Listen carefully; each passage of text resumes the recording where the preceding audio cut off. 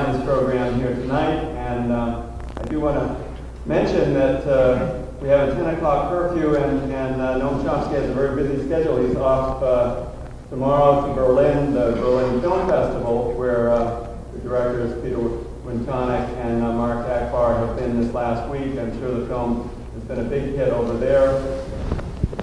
He'll have to appear again with the film.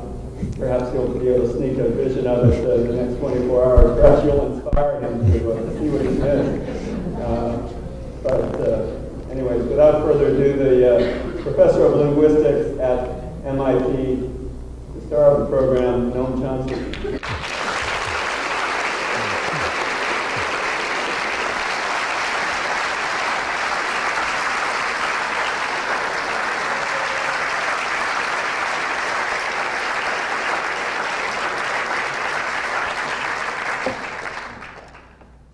Well, the most interesting way to conduct this evening would be for you to start in and raise the questions and issues that you're interested in, and we can pick up from there.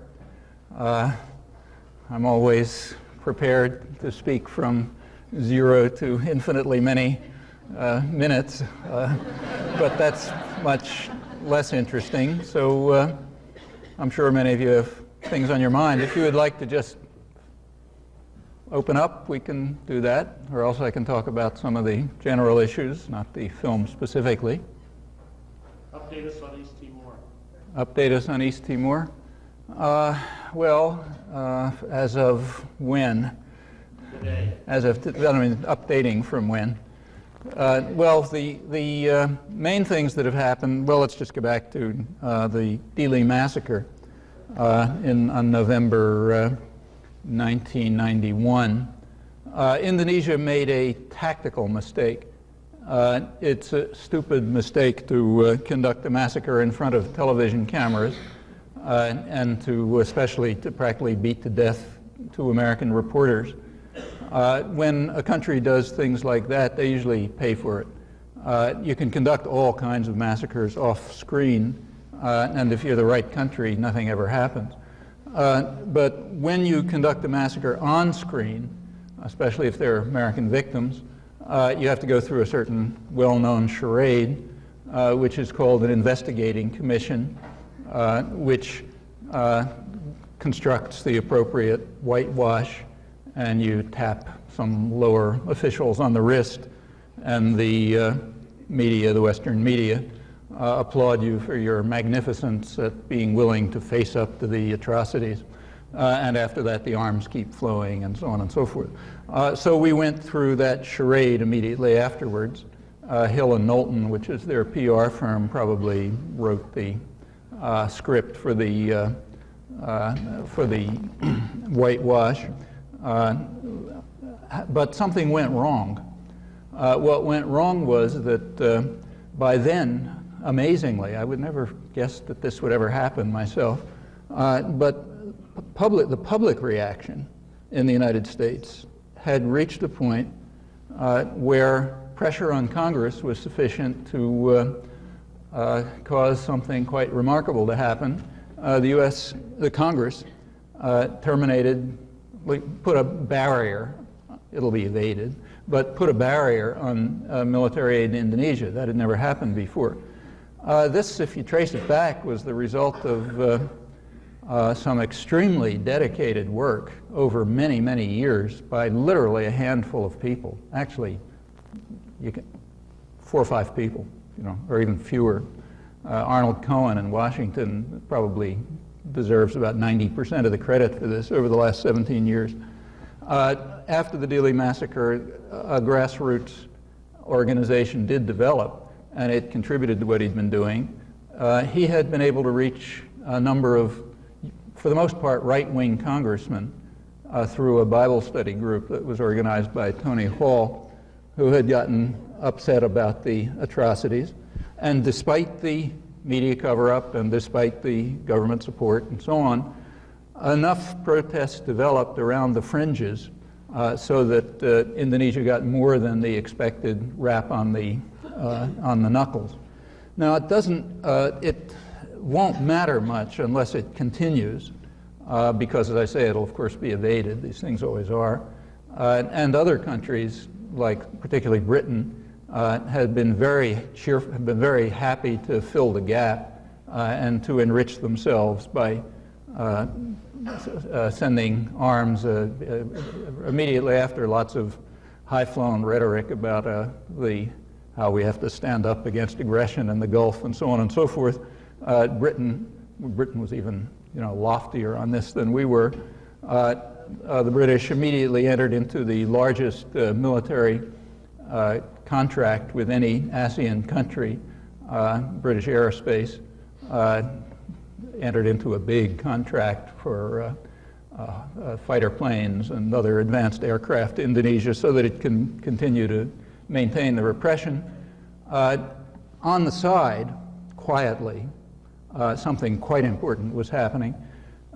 In 1989, Australia had signed a treaty with Indonesia to exploit the oil of the Timor Gap. The sea between Timor and Australia has been expected for a long time to be a major oil resource. In fact, that's one of the main reasons why the West supported the Indonesian takeover and massacre, figuring that'd be an easier way to exploit the oil than with an independent country. In December 1989, I think it was, Australia finalized that treaty, which is approximately equivalent to, say, Libya having made a treaty with Iraq to exploit Kuwaiti oil after the Iraqi invasion and annexation of Kuwait. It would be kind of a close analog to it. It's an issue in Australia. In Parliament, one of the reasons it's an issue in Australia, I don't know if this came up in the film or not, is that during the Second World War, about 40,000 Timorese were killed defending a couple hundred Australian guerrillas who were there trying to keep the Japanese from taking it over and using it as a springboard for an expected invasion of Australia. And they did do that at a huge cost to the Timorese. And in return, and thanks for this, Australia is the only country that has officially recognized the Indonesian annexation and has been giving as much support as it could to the ongoing atrocities, and has now entered into an agreement with Indonesia to exploit the oil. Well, this came up in the Australian Parliament. People were upset. The Foreign Minister, Gareth Evans, explained that, as he put it, the world is an unfair place, littered with examples of acquisition by force. There is no legal obligation not to recognize forceful annexation. That was in one voice. On the other side of his mouth, at the same time, he and Prime Minister were, again, lots of inspiring rhetoric about how, thanks to the courage and integrity of the Anglo-Saxon countries defending Kuwait from Saddam Hussein, small countries now know that big neighbors can't get away with attacking them and so on. This all goes on at exactly the same time. I should say one of the great pleasures of my life was to have been denounced by Gareth Evans, the Foreign Minister of Australia, the Foreign Minister of Great Britain, and the Dutch Foreign Minister within a few weeks. In the case of Australia, it was for having been in London and quoted these remarks simultaneously, which he didn't like, for one reason, because he's looking for a Nobel Peace Prize for helping broker the Cambodia settlement. Well, this has been, when I say Australia made the agreement on the oil, that's a cover. That's cover for all Western oil companies. By now, I think, right through the Gulf War, Western oil companies moved in to start exploring and lifting oil and so on. I think by now, last I heard, there's about 15 of them who are stealing Timorese oil while the atrocities continue and the terror continues and the torture continues and the silence continues. I'd be surprised if many of you have read anything about this anywhere, although it's all going on. It's still slipping between the cracks, as Karl Mayr put it. Couple of months ago, the head of the Timorese resistance, Shanana, was captured near Dili. Nobody heard from for quite a while, obviously tortured. His family and lots of other people were then started being picked up around Timor. Evidently, they were able to get information out of him, not because he gave it. When people give information and sign confessions, that's an almost certain indication that they're being tortured. Nobody does it under any other circumstances. Don't have to bother talking about that. Again, the West has to pretend they don't understand this, in the case of the right people, that is. So the terror has apparently increased again, but the fighting continues as well. The fact that the U.S. is withholding military aid is not insignificant. For the Indonesians, it's a kind of warning, a warning that they may not be able to get away with it forever, despite the loyalty of the media, despite the support of the Western societies. It's not just the United States, it's virtually the entire West. Countries like Sweden, France, Holland, all in there to try to enrich themselves as much as they can through participation in what is probably the worst massacre relative to the population since the Holocaust. But, that's the way it works. As Gareth Evans put it, the world is an unfair place. And when there's money to be made, it doesn't mean how many people are killed. It doesn't matter how many people are killed. The case is a very interesting and important one, apart from the significance of it for the remnants of the population, who do now have at least some barrier against further attack. It's significant to show how much can be done. The fact that it was possible on this issue after many, many years to finally get to the point where Congress intervened under largely right-wing support, I should say, to call a halt to military aid, that's quite significant. It shows what you could do if you really had a substantial grassroots movement which was able to evade the shackles, and it explains why the problem of indoctrination and control is so important. You got to keep people from knowing about these things because it's a free country. There's a lot of things you can do about it. So that brings it more or less up to today. Yeah. Could you comment on it seems that a lot of people are glorifying call-in shows, direct democracy, and Congress responding to polls and things like that lately. Yeah. Well, it'd be interesting to do a study of the call-in shows. I don't think anybody's done one. My strong impression is that over the last 10 or 20 years, they've been very largely taken over by sort of far-right fanatics. That's an impression. I hate to talk about it just on the basis of an impression. But having been on them for 20, 25 years, it's the kind of sense I get, at least, or just, tuning in, driving around, and so on. The call-in shows are, or this electronic, the Perot electronic business, and so on. This is the antithesis of democracy. I mean, it's a sort of a classical principle of political theory. It goes back to Montesquieu, that, at least, maybe farther, that the way to run an absolutist state, what we nowadays call a totalitarian state, is to isolate people. As long as you can isolate people from one another, you've won. The problem is to keep people from getting together.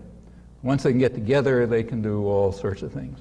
That's been recognized, classical insight. The way Hume put it in his Principles of Government, he said, even in the most despotic state, he said, force is on the side of the governed. And therefore, unless their opinion is controlled, they're going to overthrow the despotic leadership.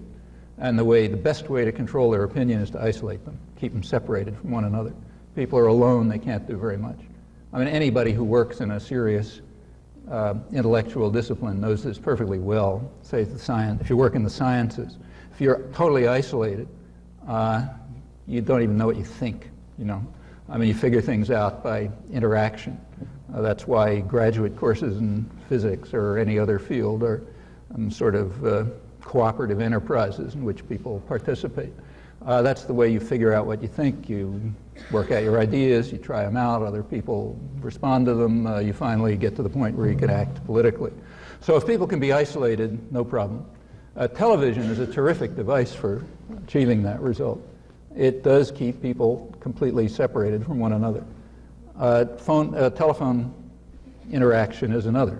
You're alone, I mean, there's a kind of connection, but it's so remote and so broken up and so narrow that it doesn't mean a lot. You can't consult your neighbors, as the old labor organizers put it. If you can consult your neighbors, you can find out whether what power tells us is true. If you look at it alone, you can't do it.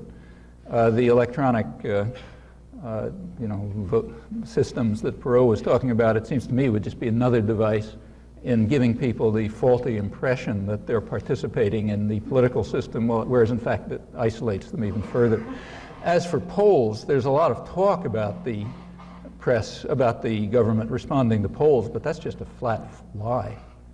I mean, if you take a look at public opinion studies, you find that on virtually across the board, the public is strongly opposed to the policies that are shared by the two business factions, the Democrats and the Republicans, and it's irrelevant. It's been that way right through the 70s, through the 80s. I mean, this is a very heavily polled society. Most of the polls are done for business. Public relations industry, which dedicates, $1 billion a year or more to control the public mind, as they put it. They want to know what the public mind is. So a lot of intensive study, and it's available, it's not secret. And if you look at it, you find that the public is diametrically opposed to almost the entire thrust of policy, and has been consistently and remains so. Take, say, the major issues that are now up for discussion. Take, say, health care, major issue. Everybody's talking about it. If you review the media coverage, or the public coverage, which reaches the general public, it's almost entirely, I can't give you a statistic, but I haven't checked, but almost entirely supporting one or another form of of insurance-based health care. One or another form of that, sometimes called managed competition or sometimes something else, but something that guarantees that it'll be highly inefficient, extremely bureaucratized, very, very costly, and very profitable for corporations. That's the baseline. I mean, U.S. is just off the chart internationally in healthcare, not only in costs, but in administrative costs, which are probably somewhere between 5 and 10 times as high as Canada and England. And remember, those are extreme underestimates, because those are estimates of the cost to the health provider. They don't count in the cost to the person who has to fill out the forms. If you start, I don't know how many of you have done this sort of thing, but if you consider the amount of time and effort that's involved in just trying to fill out the forms, that's never calculated. That's just personal cost. If you throw that in, the costs are just enormous, and it's very inefficient. It's in fact so difficult and hard that it's estimated about $100 million a year of valid insurance claims are never even made because there's too much trouble to do it or figure out how to do it or anything like that. Well, the public is not, even though almost the entire propaganda system, indoctrination system, is committed to this kind of solution, the public is overwhelmingly opposed to it without ever having heard it. About 70% of the public wants what's called here a Canadian-style system. The only reason it's called that is because Canada is close by. You can see it. In other words, what is wanted is the kind of system that exists in every other society, except this one. And that's approximately 70%. In fact, roughly the same percentage would be willing to pay higher taxes to get it, although in fact it would require lower costs because it's much more efficient. It doesn't have the built-in inefficiencies of capitalist-based systems, which are extremely inefficient and costly and so on. But it makes no difference. I mean, 70% of the population, without even hearing the issue discussed, is opposed, has a certain preference, but the insurance companies have a different preference. So that's the choice that's available. You may have seen a couple of days ago, there was a big front page story in the New York Times by Robert Reinhold, I think. It was 3 or 4 days ago. A front page story running over on a full inside page on the magnificent managed healthcare system that they're now experimenting with in California. I don't know if you read it, it's really intriguing. I mean, it gives people the choice between 19 different health plans. So and the state will make the information available, so you can make a reasonable choice if you want to devote a research, your life to a research inquiry into the issue. And of course, to provide all this information and to supervise these various insurance-based or HMO-based plans requires an enormous bureaucracy. Remember, these are sort of capitalist-based systems. You have to have control or they're going to run away with the store, They're going to pursue what Adam Smith called the vile maxim of the masters, all for ourselves and nothing for anyone else. And while that's okay for most things, there is at least some sort of a sense around that people ought to get a limited amount of health care, which means hand it over to private vice, and you're going to have a big bureaucracy to ensure that they don't run away with everything, and which of course they will. That's the way the system's supposed to work, in fact. So you read through that, if you read through that story, the level of complexity that's introduced is mind-boggling. Well, in that whole long story, full inside page, front page story, there is one line given to a professor from the Harvard Medical School, I've forgotten his or her name, saying this whole thing is crazy, we got to have a single-payer plan. Okay, sentence is in there. There's another line somewhere else, quoting a representative of one of the big HMOs, I think Kaiser or somebody in California, saying, well, people talk about a Canadian-style plan, but that's not possible. It offers nothing to the insurance companies. Okay, that takes care of the alternative that's wanted by 70% of the population. Now, that's pretty typical. If you take you look through the major issues, and you'll find out it's generally like this. Let me mention one other major current issue, NAFTA, the North American Free Trade Agreement. People can debate the technical consequences, just what's it going to do, but everybody knows it's going to have a big effect. That's not even in question. Again, the press is absolutely overwhelmingly in support of it. In news columns and editorials and so on, it's just taken for granted. You just have to be in favor of this thing. Well, it's a little difficult to have an opinion about it because it's a secret treaty.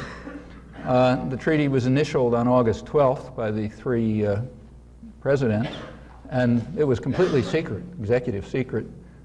Technically, it's now available. Again, if you want to do a research inquiry, you could probably find out what the text is, but enough people have got enough of a sense of what the text is like, so that a good part of the population has a picture of it. And by about 2 to 1, they're opposed to it. Doesn't make any, even alone. They're opposed to it when they're isolated. If they were together and they could think through the consequences, they'd probably be very, very much opposed to it. And when you begin to look at what it's supposed to do, you can understand why. But it doesn't matter.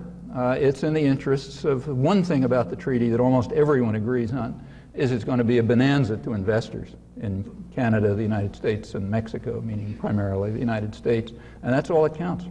It's like the comment of the Kaiser HMO. There's got to be something in it for the rich. That's the way social policy is designed. As long as and it doesn't make any difference what the population wants. This was true right through the Reagan years. Take a look right through the Reagan years. The public was overwhelmingly opposed to virtually every measure that was pushed through and in fact rammed through by the Democrats in Congress. The public was in favor of social spending over military spending by very large margins, like 4 to 1 or 7 to 1 and so on. The public was even in favor of higher taxes for social spending, education, welfare, and so on. It just doesn't make any difference. The public is not supposed to take part in politics. It's not their job. The public is supposed to be spectators. So the idea that the political system is responding to polls, that's just a fraud.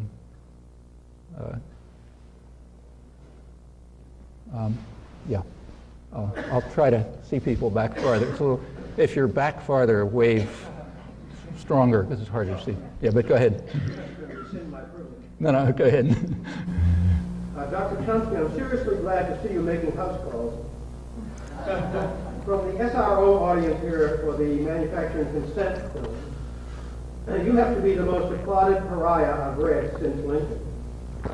My question relates to issues of ruling class, media, government, industry, academia, censorship by omission or avoidance, and including the dreaded C word, conspiracy, as in the Library of Congress was the conspiracy to assassinate President Abraham Lincoln.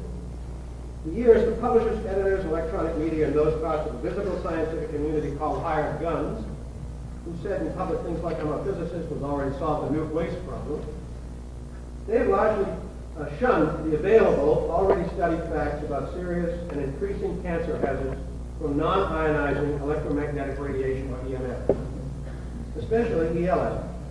7 major daily newspapers, including the Los Angeles and New York Times, have consistently refused to carry those stories, which are pretty heavy, they're pretty true. Mm-hmm. My question about this is, how does the messenger get past the censor for the switched off linotype in a communication scale a little wider than Z magnitude? Yeah. Well, I can't comment on the particular issue that you raised because I just don't know anything about it. But on the general issue, how do you get by? Well, I think what happened in the Timor case is a good example. You get by overcoming the principle that people have to be isolated from one another. So say and that's happened. I mean, it's a very different country from what it was, say, 30 years ago. The constraints for exercise of violence on the part of the state are much less than they've ever been in the past. I mean, we have a tradition of executive wars in the United States that goes back to 1818, when Andrew Jackson conquered Florida, and John Quincy Adams had to construct the rationalization for it, arguing that he conquered Florida partly because the United States wanted Florida, but partly because they didn't like what was going on in Florida. There were runaway slaves going to Florida, and there were free Indians going off there, and that had to be stopped. So John Quincy Adams had to construct a racist diatribe about how Jackson was defending us from, lawless Negroes and red Indians and so on and so forth. That's considered one of the great state papers in American history. Since the United States was powerful and Spain, who we stole it from, was weak, we also forced Spain to pay reparations for our robbery of Florida from them. That initiated the tradition of executive war, which has just gone on ever since, in violation of the Constitution and so on. And it went on right into the 60s, increasing, in fact. State terrorist activities increased, state violence increased. It reached its peak under the Kennedy administration, not only with the huge terrorist campaign against Cuba, which still continues, though not at the level of Kennedy, but also with the attack against South Vietnam, which, after all, was a major act of aggression, just like the Russian invasion of Afghanistan under Kennedy, just 31 years ago, in fact. Nobody batted an eyelash, In fact, it was so deeply suppressed that to this day you can't refer to it. You cannot refer to the American attack against South Vietnam. Actually, a friend of mine who writes literary pieces for the Boston Globe, a novelist, for a lot of journals, New York Times and others, but including the Boston Globe, once just on a dare, to see what would happen, put into an article of his for the Boston Globe magazine the phrase U.S. attack against South Vietnam. And it came back from the copy editor, corrected, saying, you made a mistake, you meant U.S. defense of South Vietnam. Well, of course, he meant U.S. attack against South Vietnam, but those are unspeakable words. Unlike the Russians, we can't concede that we invaded South Vietnam and destroyed it. They can concede that they invaded Afghanistan. And that goes right through the 60s, but not anymore. Classic intervention is not an option, and it's recognized not to be an option. One of the important leaks from the Bush administration, in fact, the day of the ground attack in the Gulf, there was a leak of a document, an early Bush administration planning document, quite an important one, having to do with third world confrontations, which means any possible use of military force. It said that in the case of much weaker enemies, the only kind you fight, in the case of much weaker enemies, we must not only defeat them, but we must defeat them rapidly and decisively because any delay will undercut political support, recognized to be thin. Well, that's the way you get around censorship, by creating popular structures and popular organizations that change attitudes and, get people to act together and put enough pressures on the system of power so that it simply has to adjust. I mean, even a totalitarian system has to adjust to the popular mood, and a freer society certainly does. When Ronald Reagan tried to duplicate Kennedy's attack on South Vietnam, Reagan came in with very similar policies to Kennedy's, very similar if you look, and tried right off to duplicate what Kennedy had done 30 years ago. In fact, modeled himself on it. They came right out with a white paper about Central America this time, which was modeled on the Kennedy white paper of 1961, Russians taking over the world and this and that and the other thing. And it was intended to lay the basis for direct U.S. military attack on Central America, on Nicaragua and El Salvador, Guatemala, and so on. The press bought it. You take a look back at the time, February 1981, the press cheered the white paper, said, oh yeah, marvelous, Russians taking over the world, we've got to do something, and so on and so forth, just as 30 years ago. The educated sectors of the population haven't changed in this time, but the population didn't accept it. There was a big unexpected ferment all over the country, a lot of it based in the churches, a lot of it based in these developing popular structures that had grown since the 60s, as they did. They spread throughout much of the population in the 70s and got much deeper roots. And there was so much ferment around the country and so much protest that the Reagan administration backed off.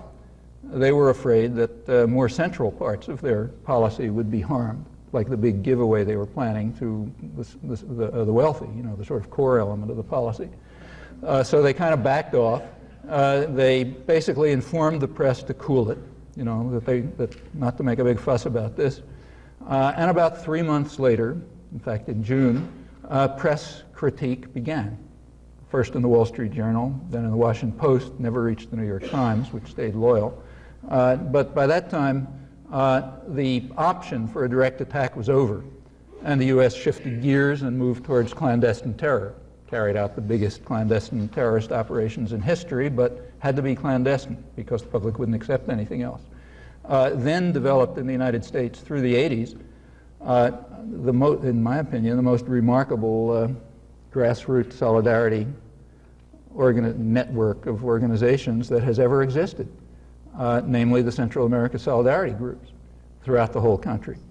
Now, these were something quite different from the 60s. The 60s protests were mostly based in, elite universities among groups of young people, which is essentially very courageous people, but very marginal parts of the population. The 80s was completely different. It was right in mainstream America, Midwest, Southwest, church, small towns, church circles and stuff like that. Furthermore, it reached levels that the Vietnam protests never came close to, nor has any other protest in any other major imperial power or even minor one, to my knowledge.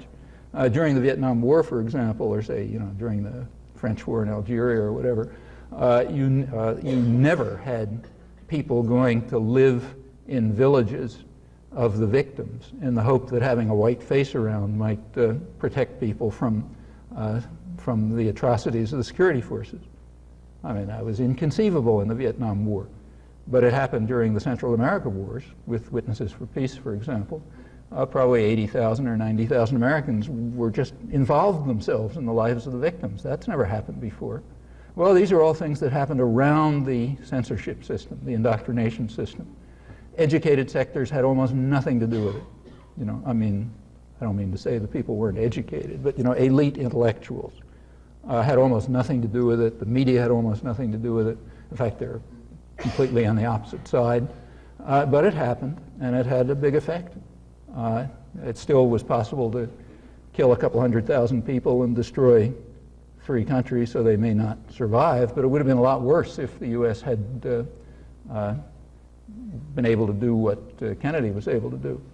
Well, that's the way you get around these systems of power and authority. And if it reaches far enough, significant social change can take place. For example, the media, I mean, there's a lot of criticism of the media, including by me, but they're a lot better than they used to be.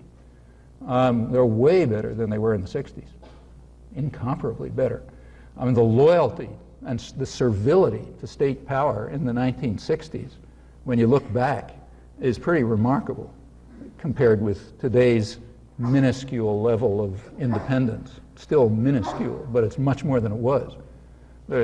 Most, not the New York Times maybe, but outside the New York Times, which has a special role, most newspapers have at least somebody around, maybe a few people around, who sort of are able and willing, first of all, can see through the whole business and can use opportunities to work within it and to open things up that would have been unthinkable in the 1960s. Well, that's the effect of changes in the general society. And that's the way social change always takes place. Oh, let's go way back. Yeah. Professor Chomsky? Yeah. I was wondering if you had a comment. First, I'd like to give you some of my thoughts on the matter, and then you can walk from there. In Indonesia, over 100,000 Chinese were massacred by, at the time of Sukarno was in power. It was done by the frustration of the Indonesians.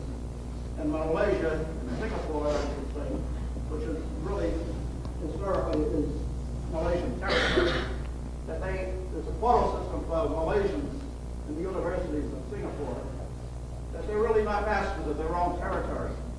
And I wonder if this tells you something about the people that rule in the other nations. We use that as an example of what happened to the Chinese in the 50s. I think it was about 150,000. Well, no, actually, let's be clear what you're talking about. Do you mean the 1965 massacre in Indonesia? Yeah. There was a big massacre in Indonesia in 1965. It was more like about 700,000 probably. Nobody really knows. But, you know, on the neighborhood of 500,000 to 1 million, something like that. And they were not Chinese. I mean, there were some Chinese who were killed, but they were mostly landless peasants. They were landless Indonesian peasants. What happened, that slaughter was greeted not only with applause by the West, but with euphoria. Actually, I have a chapter in a recent book that goes through a lot of the details, if you're interested in checking back to the press at that time. What Time magazine called a boiling bloodbath in Indonesia, which it described in 11 pages of glorious living photos, people being torn to shreds and massacred and so on, in the hundreds of thousands. They were applauding it. The leading columnist of the New York Times, James Reston, described it as a gleam of light in Asia, and said we shouldn't, he said the U.S. government is pretending that it really didn't have a lot to do with this because it wants to make sure that it doesn't undermine the Indonesian generals, but really the U.S. government had a lot more to do with it than it claims. So we should be proud of this huge massacre. Hope where there once was none was a big headline in another newspaper, and so on. In fact, uniformly in the United States, try to find some critique. I went through a good bit of the record. There was uniform joy and euphoria over this slaughter of up, 500,000 or more, mostly landless peasants. The reason was because it destroyed the only major popular movement, the Communist Party of Indonesia, which was the only political party. It therefore eliminated the threat that there might be democracy in Indonesia. It placed in power a gang of murderous generals. General Suharto, who's still there, was at the head of it, who were willing to sell the country out completely to Western corporations. Now, Indonesia is very rich, a lot of rich resources. You can make a lot of money by robbing Indonesians. This, up until then, it had been difficult. Indonesia was controlled by a nationalist leader, Sukarno, who had won independence from the Dutch. And Sukarno was kind of balancing himself between two forces in Indonesia. One was the the only popular movement, namely the PKI, the Communist Party, which was mainly based on poor and landless peasants. And the other force was the army, supported by the United States. And he was kind of run a balancing act between these two. And the slaughter put the army in power and destroyed the political movement, so therefore naturally it was greeted with extraordinary enthusiasm, not only in the United States, but in England and Australia and so on. I didn't check the continent, but I assume it was the same. Ever since then, Indonesia has been an absolute darling of the West. The Christian Science Monitor recently described Suharto as a moderate, which is exactly the way he was described by the New York Times in its editorials at the time. He was a moderate. That was proven by the fact that he took over and was able to organize in 4 months a boiling blood bath which slaughtered 600,000 or 700,000 people. What better sign of moderation could there be? The London Economist, again about a year ago, described him as at heart benign. You know, really a nice guy beneath all the atrocities. And they're right from their point of view. He's at heart very benign to Western corporations who have enriched themselves on, after his takeover. So he's a great guy. You know, he makes Saddam Hussein look pretty mild, I should say, in comparison. But remember, we had nothing against Saddam Hussein either, as long as he was just slaughtering Kurds and torturing dissidents and so on. It was when he disobeyed orders that he became a bad guy. The atrocities don't make any difference at all. I should say that this concept of moderate has a long history. The current moderate, for example, in Haiti, is Marc Bazin, who's presiding over atrocities that the population regards as comparable to the worst of the Duvalier era, but that's only because they're stupid and don't understand. He's a moderate because he was the U.S. candidate for the elections, and after we couldn't get him in because nobody would vote for him, he was gotten in through a military coup and atrocities, and now he's there, so he's a moderate. The leading moderate in Guatemala at the moment is General Gramajo, who was in charge of the slaughters in the early 80s in the highlands. You know, nobody knows how many tens of thousands of people he was responsible for killing, so he's now described as a moderate, and in fact he's the State Department favorite for the next elections. And the history of moderation goes way back. Hitler was a moderate. That's true, until 1937, at least. I haven't been able to check it beyond that. Hitler was described in internal State Department documents as a moderate standing between the extremists of right and left, and we better support him or else you know, the working classes under the fever of Bolshevism will do this and that and the other horrible thing. Mussolini was not only a moderate, he was absolutely marvelous. He was what Roosevelt called that admirable Italian gentleman. He had succeeded in crushing the parliamentary system and destroying the unions and opening up business activity. He was just a terrific guy until he disobeyed orders finally. The business community responded in kind. After the fascist takeover in Italy in 1922, U.S. investment in Italy shot up. After Hitler's takeover, U.S. investment in Germany shot up. In fact, it was level through most of Europe, or even declining, but it shot up in Germany because people can recognize a moderate when they see him. He destroyed the unions, you know, he destroyed the parliamentary system, he had everything in order. The opportunities to exploit and for the vile maxim were functioning. So he's just like Suharto in Indonesia, or Gramajo in Guatemala, and so on. Or Saddam Hussein before he made his one mistake. That's what happened in Indonesia, and that's incidentally the background for the Timor takeover. And you might ask yourself, why is the West and the United States so, so deeply committed, overwhelmingly committed to the Indonesian invasion and annexation of Timor and the destruction of its population? What do we care, a little island off somewhere? Well, you know, that's our guy who's doing it. This man who's at heart benign and who opened up Indonesia to free Western robbery. This has a lot to do with the Vietnam War, incidentally. I mean, if we had anything remotely like, say, newspapers or whatever, it would be, everybody would understand that this was at the core of the Vietnam War. The main concern in Vietnam, in South Vietnam, there was a lot of wild talk about, rubber and rice and so on by Eisenhower, but that was just a cover. The main concern was that an independent Vietnam might have economic success and be a model that would be followed by others in Thailand and primarily Indonesia. As they put it, the rot might spread, the rot of successful independent development might spread throughout the region. the virus might spread and infect others. And the one that they were really worried about was Indonesia. And when Indonesia finally put a lid on the threat of the spread of the rot in 1965, you take a look back and you find, statements published by Freedom House, signed by people who called themselves the most distinguished American intellectuals, explaining how the Indonesian generals had been able to carry out this marvelous feat behind the shield placed by U.S. power in Vietnam, which had encouraged them to carry out the massacre and the slaughter.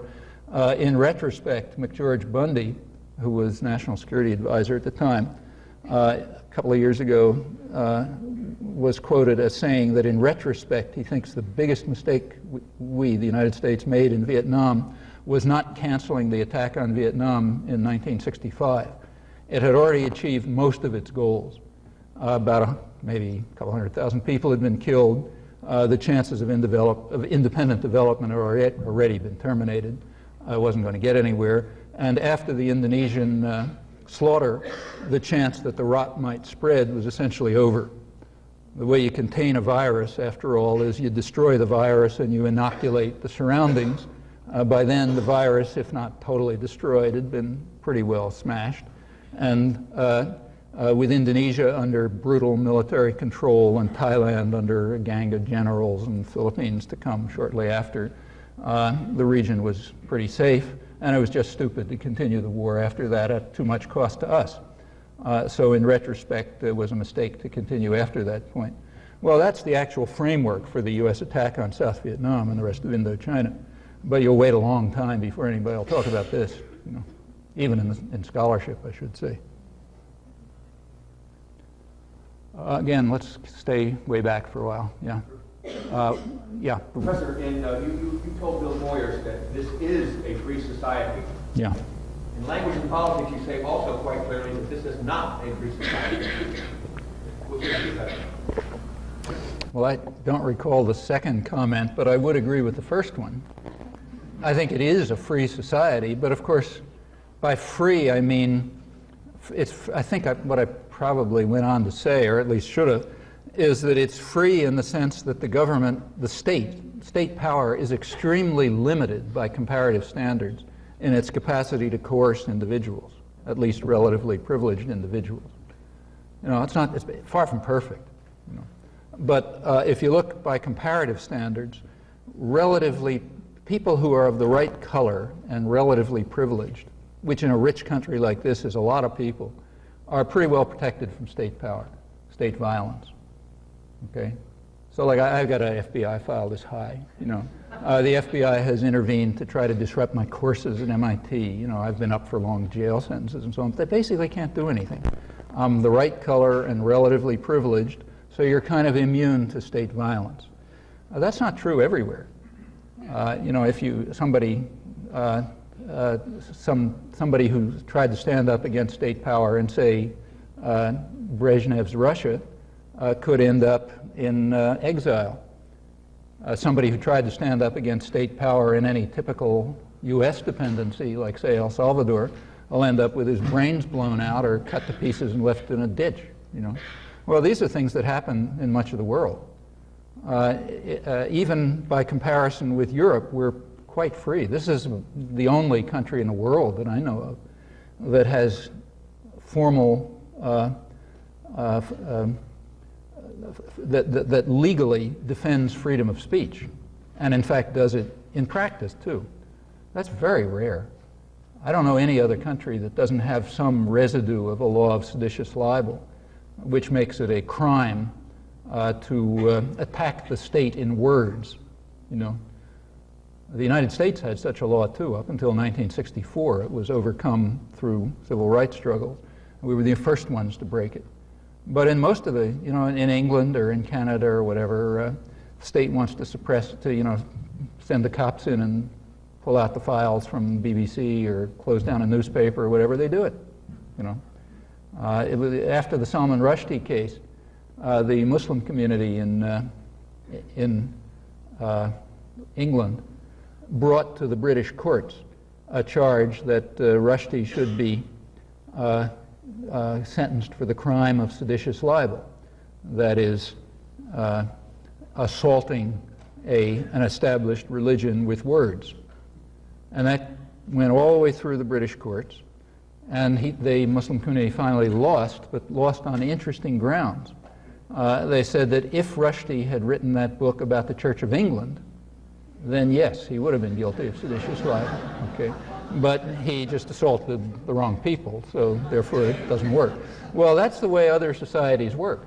And in that respect, we're very free. There are other respects in which we're not. For one thing, if you're not of the right color, or you're not privileged, these legal protections don't amount to a row of pins. You know, if you're Fred Hampton, an organizer in the Chicago ghetto, Black Panther organizer in the Chicago ghetto, and the FBI are trying to kill you, they kill you, which is what happened to Fred Hampton. Gestapo-style assassination, which nobody cares about because it's just a black organizer. And there's plenty of that stuff. People live under state terror, substantial state terror. The history of the American labor movement is unusually violent. Through the early part of this century, up until the 1930s, hundreds of American workers, at least 700 are known, and it hasn't even really been studied, were murdered by the security forces during strikes at a time when nobody was killed in Europe. In fact, the far-right European press was appalled at the treatment of American workers right through the 1930s, when they finally won sort of formal rights, which they've been losing ever since, and now don't have any longer, incidentally. But you know, those are forms of state violence that exist and are real. But despite all that, and there's, you know, we're a very isolated society. We don't have, I mean, why is it that the United States is off the spectrum in things like, say, healthcare? Well, you know, we don't have popular organizations and popular structures. We don't have unions. We don't have political parties. We are very isolated and alone. In that sense, it is like a classic totalitarian society, but without much state violence. In fact, with very limited amounts of it. I mean, these are all the different, you know, there are many different facets of the system, so you can call it free. I think it's fair to call it free, maybe incomparably free along major dimensions, but highly controlled and indoctrinated along others. And incidentally, I think that those things are correlated. In a society where the state has the power to control people by force in the interests of dominant domestic groups, really doesn't care a lot about other kinds of freedom. It's interesting to compare society. I think you can learn a lot about this by comparing societies that are at opposite ends of the spectrum of formal freedom. So take, say, the United States and pre-Gorbachev Russia, you know, about at opposite ends and among major societies in terms of capacity of the state to coerce. Okay, and if you look at things like, say, access to independent thinking, they're also at opposite ends, with the United States least and the Russians most. For example, probably about some studies that were done in the late 70s, you know, you can't do very close studies in Russia, but studies that were done by U.S. government-funded studies, academic studies here, estimated that about, I think, 95% of the population was listening to foreign broadcasts. Well, nobody in the United States listens to foreign broadcasts. All you hear is, you know, the domestic propaganda line. There were studies of the distribution of samizdat, you know, so-called underground dissident literature. The estimates were that it was reaching about half of the more or less educated population, professionals, say, and about 15% of blue-collar workers. Well, you know, if a dissident publication in the United States could reach 0.0001% of the population, you know, you'd sort of fall over in joy. But the diversity of and there's no doubt that the Russian state could have suppressed all of this. It just wasn't important enough to them. You got a bludgeon over people's head. You don't care all that much what they think. You can control what they do, you know. In a country like the United States, you really can't easily control what people do, so you better control what they think. I think that's why we have probably the most sophisticated indoctrination system in the world. Very conscious, too. Mainly, the place where it's most conscious is in the business community and among educated intellectuals. where there's a very elaborate theory of it. In the business community, it's right at the core of the public relations industry, which is, like I said, spends nobody knows how much, but at least $1 billion a year, probably a lot more, in controlling the public mind and directing people's thinking and attitudes, because people are just too free. You got to watch it. They're aware of it. When labor won its first legislative victory, and also its last legislative victory in 1935, getting the right to organize that workers had had in Europe for decades, when that was won, the Wagner Act, there was a real chill in the business community. You look at the business literature at the time, and they were terrified. The National Association of Manufacturers literature writes about the newly rising political power of the masses, which is posing a hazard to industrialists. And unless their thinking is directed, we're going to be facing adversity. Incidentally, this kind of vulgar Marxist rhetoric about the rising power of the masses and so on is very typical of the business literature, and also of, because they see themselves as fighting a bitter class war, and it does read like little red book stuff very often, except that the value is reversed, and in fact they set in motion major efforts to direct the thinking of the masses and make sure that this rising political power didn't achieve anything. Well, that's what you have to do in countries which are free, where you really can't send out the troops to control them very much. You can to some extent, but not much. Way back in the middle, yeah. If there is so much indoctrination, how does one explain the fact that you said at the beginning of your talk that the public opinion is not the part of what the government has to do done? Well, in essence, and secondly, if one considers the amount of information one needs to get, which is the most effective source to get given for this business and the mass media? Well, remember that these are attitude studies, not information studies. The general public has very little information, but they do have attitudes. And the attitudes come from personal experience and personal life, You don't have to study the New England Journal of Medicine to see that there's something wrong with the healthcare system. All you have to do is try to fill out a Medicare form, And the experiences that people go through, nor do you don't have to read, arcane economists to understand that the economic system is unfair. 83% of the population, which is an unheard of number in polls, 83% of the population regards the economic system as inherently unfair. Not because they read it anywhere, or studied economics, but because they can open their eyes and look around them. And see super wealth on one side and homeless people starving in the streets on the other. You can see it. You see you work harder and harder and you get less and less. You don't have to read the statistics to discover that real wages have been stagnating for 20 years and declining for the last 10. You know it. You don't have to study it. So there isn't a lot of information, but there's plenty of attitudes. Actually, the polls are, the studies of public opinion are quite interesting on this. For example, there was, I don't know how many of you saw, but there was an academic study done by the University of Massachusetts at Amherst. They have a communications department which has been doing a lot of interesting work on public opinions, public opinion on major issues. And they did a study during the election in which they investigated people's knowledge of the stand of the candidates on major issues. So did you know what Clinton's stand was on X, that kind of thing. Well, it turned out that under a third of the population could answer correctly on questions such as what are the stands of the candidates on major issues. Although 86% of the population could answer correctly when asked what's the name of George Bush's dog. So the main media message is getting through. But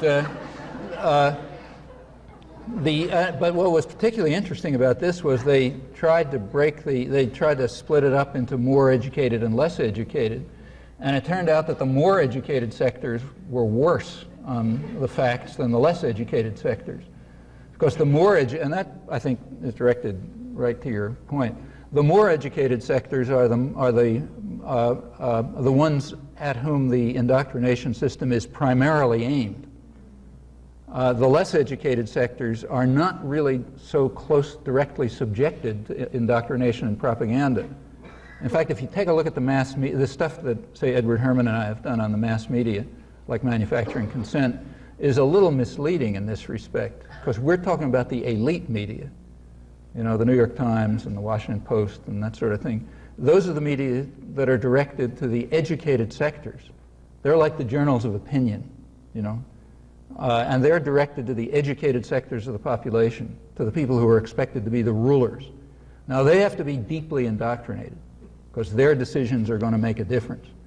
But the real mass media we didn't discuss, and one should. You know, the media that reach huge masses of the population, like, say, television and sitcoms and that kind of stuff, the real mass media do not try to indoctrinate in quite the same sense. You know, like, they're not trying to inculcate falsehoods about how the U.S. is defending, you know, peace and justice throughout the world or whatever. Their main concern is to inculcate attitudes of passivity and isolation and consumerism and so on, to create, you know, images of life as it should be lived, which are going to be compelling enough so that you won't try to find out what's going on in the world. You'll turn into a blob of junk, you know. That's a different kind of indoctrination entirely. And it leaves people in a way free to open their eyes and see what's going on in the world. So often their attitudes, that's why you get such sharp differences in attitude from people who, you know, probably don't even read the news sections of the newspaper. You know, look at them, why should they bother? You know, it's just a bunch of lies anyway. Professor Chomsky, if you did not answer my question as I put it to you about the Chinese, The Chinese station, they control 70 to 80% of the wealth throughout. Oh, yeah, that's a different question. Indonesia, Yeah. Malaysia. The overseas Chinese. The overseas Chinese. Yeah, it's true. I didn't answer that. It's perfectly true. Yeah, it's quite important. A lot of things are important. I talked about Indonesia, which is the part of it that I tuned into. But you're right, yeah. The overseas Chinese, I don't know the exact proportion, but they certainly control an enormous amount of the wealth in much of Southeast Asia. And in fact, if you look at Japan's investment targets, it generally follows the overseas Chinese. This is one thing that the Australians are very worried about. They notice that Japanese investment is going into places where the overseas Chinese capitalist community is functioning because Japan figures they can do business with them, and it's not going into places like Australia, which the Australians figure, probably correctly, is being targeted by Japan as a potential third world resource area for the emerging Japan-based, you know, state capitalist system in Asia, in which the overseas Chinese will have a major role. That's absolutely correct. I don't know what point you're driving at, though. Well, I think it's just very important. Yeah, I agree it's important, but It's one of the reasons why the Chinese in Indonesia, for example, they didn't have anything to fear from the peasant classes you mentioned in Indonesia. It was nor from the army. controlling the Chinese. Yeah, nor from the army.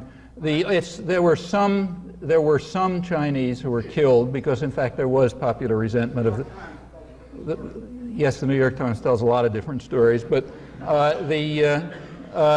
there were some Chinese who were killed, that's true, but the majority of those slaughtered, there are good studies of this, academic and other studies, and it was known at the time. The majority of the people who were killed were landless Indonesian peasants. There was some target. If you set forth, you know, popular, if you get the population fired up and in a mood of massacre and slaughter, they'll also go after people who they know exploit them. So the ethnic Chinese, who were the businessmen, business classes in Indonesia, some of them got it in the neck, kind of the way Jews did in Eastern Europe. You know, it's kind of like a similar situation. They were the middlemen between the general population and the real rulers. So you get pogroms against the guy who comes and collects taxes from you and so on. But the main attack in Indonesia, the main slaughter in Indonesia, was against the popular base of the PKI, the Indonesian Communist Party, who were mostly landless peasants. If they had gone after the Chinese business classes, the West wouldn't have been euphoric about it. I have two questions, a little closer to home. One of them is, I noticed that when, about 12 years ago, the legal aid program was just completely wiped out in the United States for Indian people. And secondly, that during the Vietnam War, I seem to see a connection between the dissolution of the Vietnam War along with the draft, a lottery system draft that exempted people who go to college. Can you comment on it? I didn't understand. What is the connection? Well, both those questions are connected in the sense that you talked first a few minutes ago about how you're in a privileged class of intellectuals. Yeah. Now, how is that playing out today? Today? Like the fact that I'm in a privileged position? No, that the poor people are marginalized Yeah. today. As they've always been. I still don't understand the question. Well, haven't we seen a change in the military structure? In the military structure? Yeah. I mean, right around, around, I forget the exact year, but around 1970 or so, the United States switched from theoretically a conscript army, but it was mostly theoretically because it's always got a big class bias in it. So a conscript army with a class bias, it shifted from that to what in effect is a mercenary army of the poor, a professional army, which we call volunteers, but that's a joke. You know, they're volunteers in the same way that people volunteer to be professional boxers. They don't volunteer from Lexington, where I live. So that, you know, it's Used to a couple hundred years ago. couple hundred years ago, yeah. But, you know, so there is this thing that we call volunteer, which means you coerce people into things by poverty and so on. And we switched over much more openly to a kind of a class-based army, professional army. That happened, but I don't get what... Do you think it should change? Should it change? I think it should change dramatically. I don't even think we need an army. I think we probably need a militia, you know. The United States is an unusual country. We have absolutely no enemies. We haven't had a foreign enemy since the War of 1812 when we invaded Canada, incidentally, you know. But there's just no country probably in history that has had anything like the security position of the United States. I mean, it has no enemies close by. It controls both oceans. It has only allies on the other side of both oceans. It hasn't had an enemy since around the Revolutionary War, in fact. We need an army only to attack other people. And that's not a good reason, in my opinion. Yeah. Fellow standing up there. Yeah. Oh, thanks, Professor. Two questions.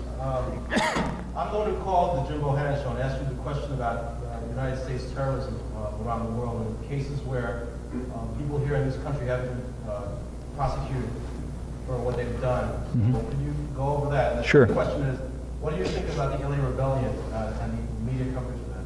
Yeah. Well, you're the one who asked about Air India. That's right. And yeah. Right. Yeah. Okay. Well, the United States is, by any measure I can think of, is the leading terrorist state in the world. I don't think anybody comes close. You know, I've written a lot about this, if you like, where you can look at details. But it's not a possible option to discuss in polite society. The phrase "United States is a terrorist state" has no cognitive meaning in what's called, the words sort of sound like English, but they aren't really English. So that can't be discussed. When we launch a terrorist war against Cuba, that's not terrorism. I don't even talk about the media here because the corruption on this issue is so deep that it goes totally through scholarship. I mean, there's a whole scholarly literature about terrorism people like Paul Wilkinson and Walter Laqueur and others, you know, terrorologists they're sometimes called, not by people who like them.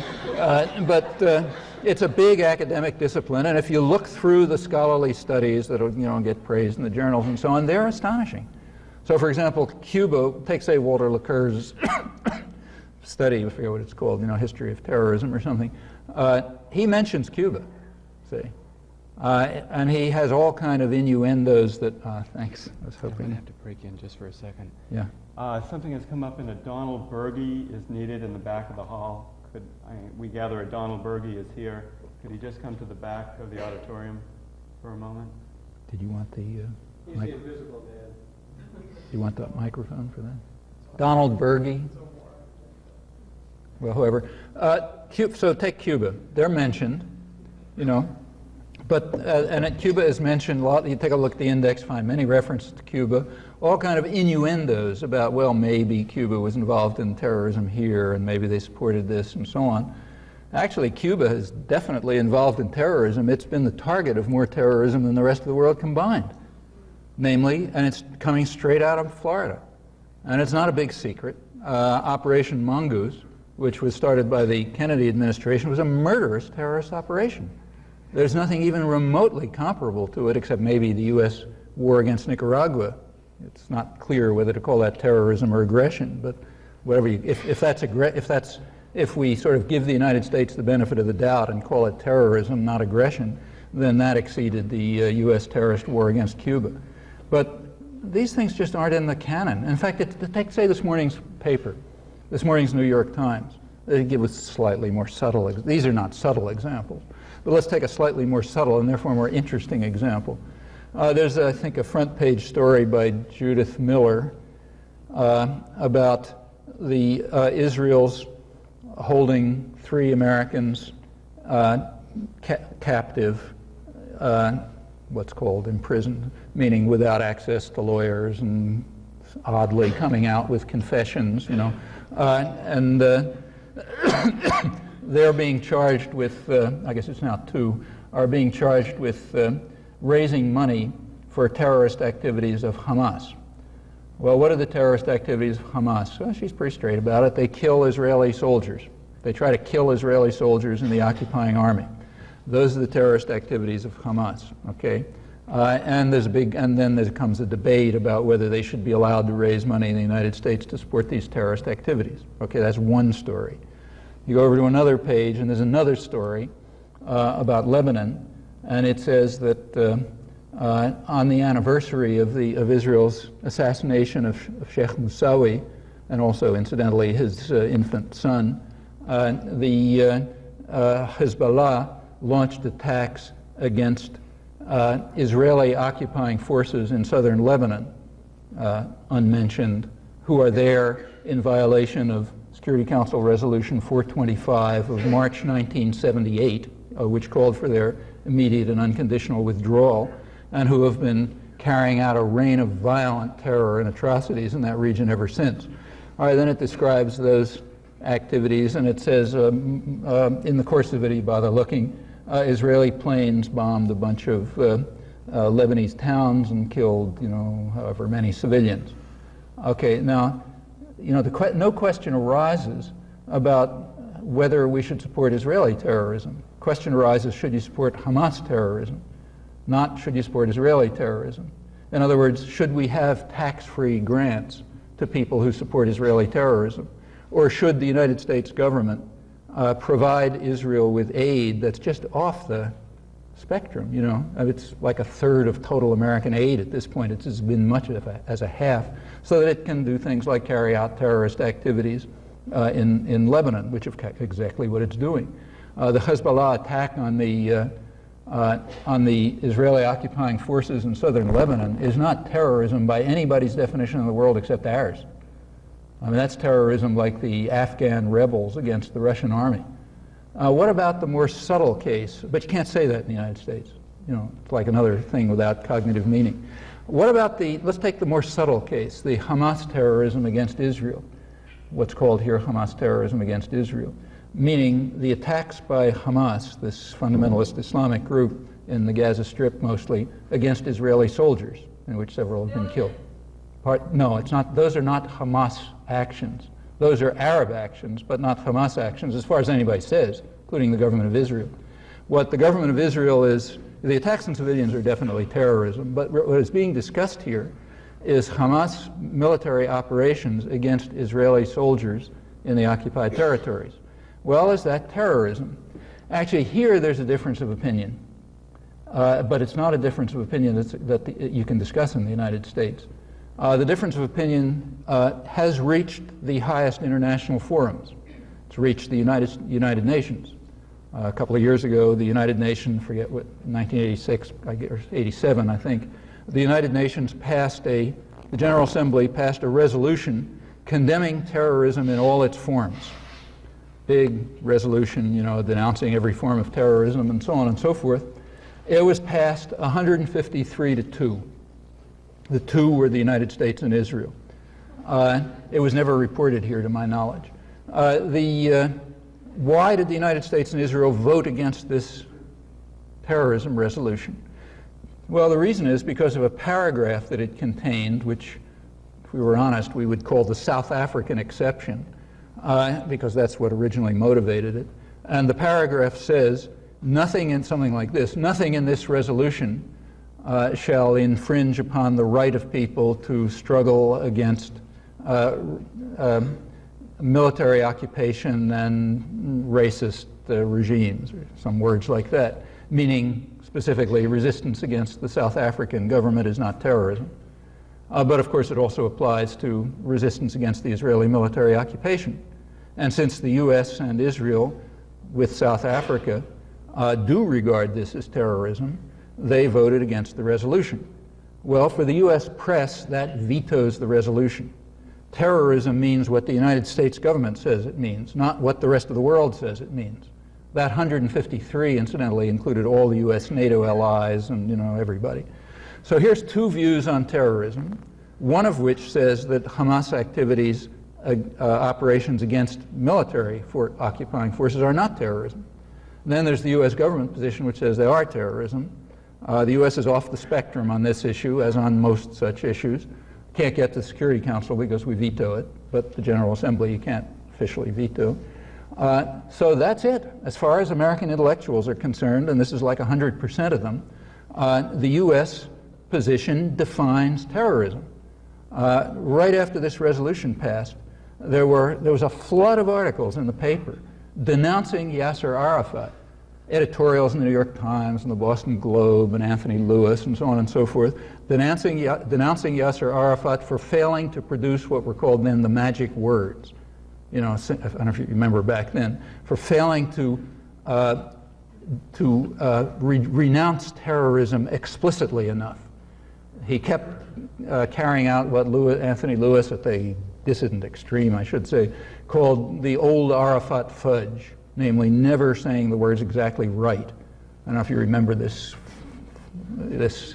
charade. It was going on right through 1988. Well, what was Arafat actually saying? Well, if you bother to look, what he was saying is he endorses the UN resolution on terrorism. That is, he agrees with 153 of the countries of the world, and he disagrees with 2, the United States and Israel.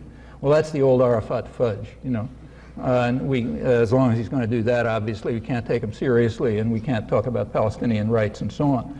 Now, it's not that there's a division of opinion about this in the United States. This is 100%.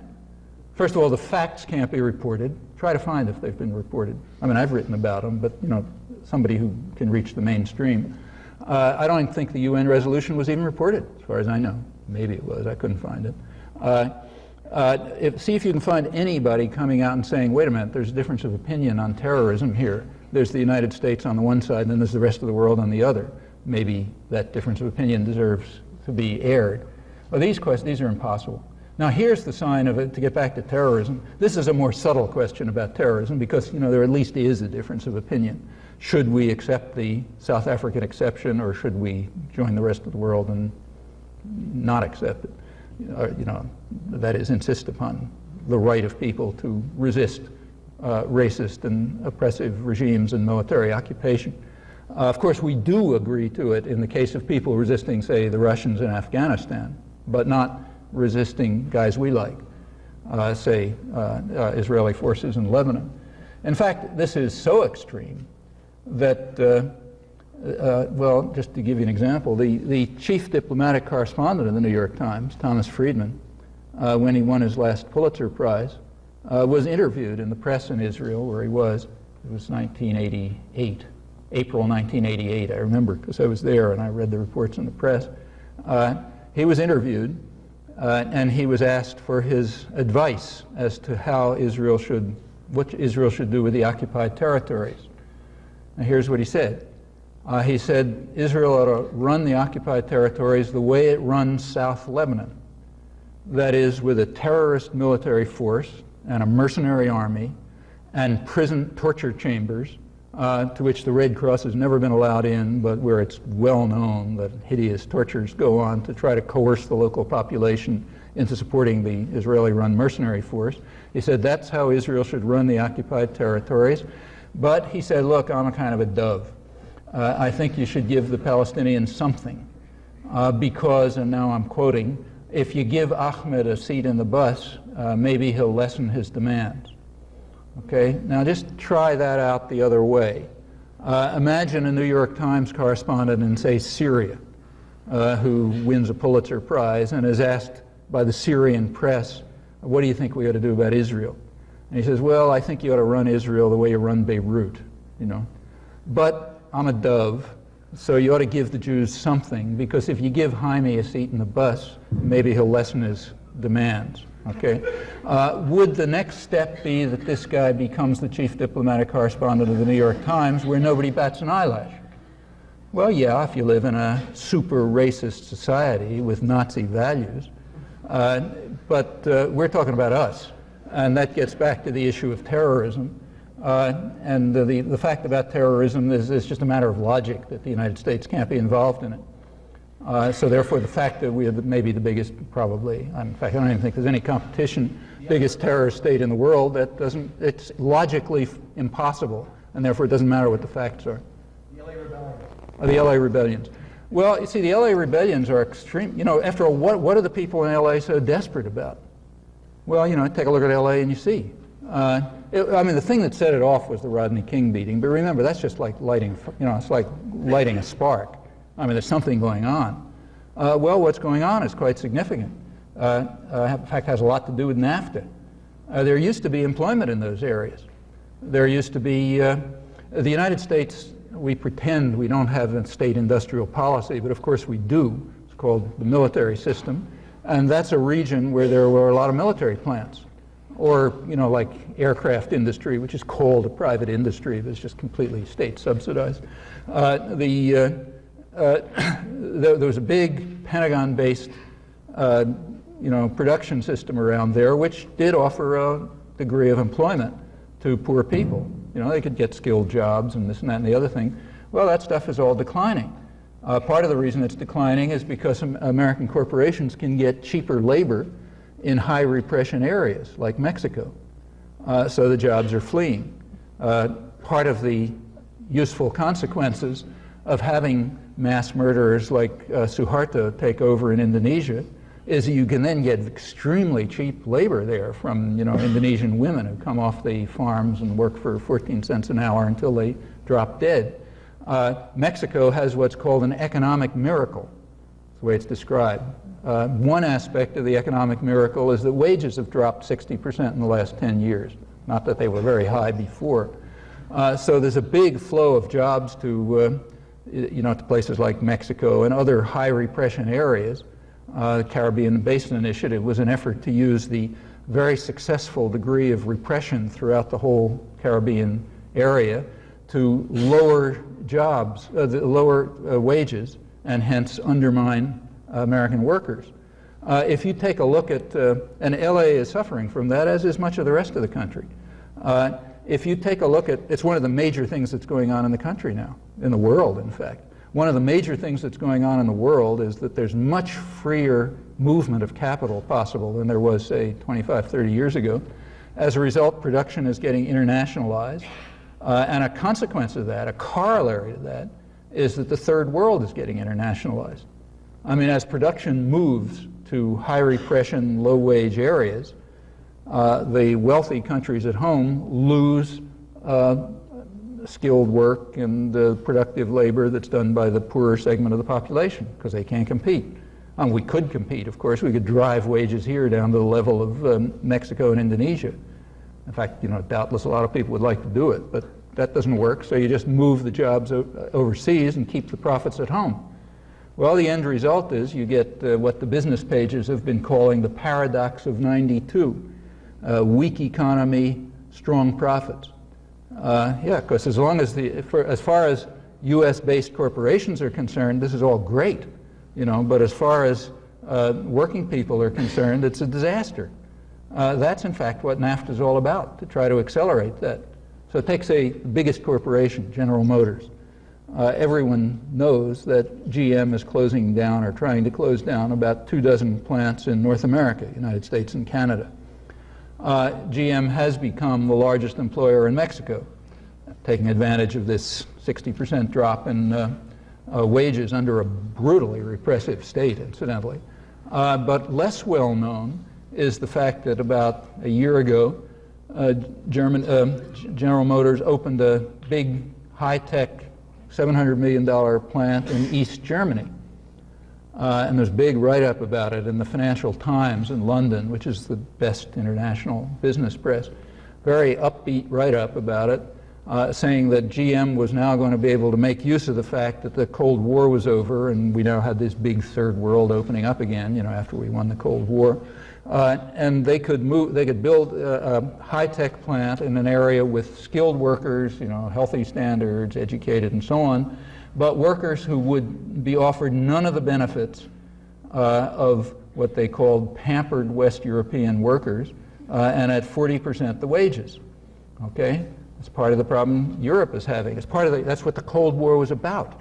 The main thing the Cold War was about was to restore to the West this traditional third world, which offers resources and so on, but also offers cheap labor, which you can then use to undercut the standards that have been achieved and gained by the pampered Western European workers, or the pampered workers in Los Angeles, who got to the point where they had won some rights finally.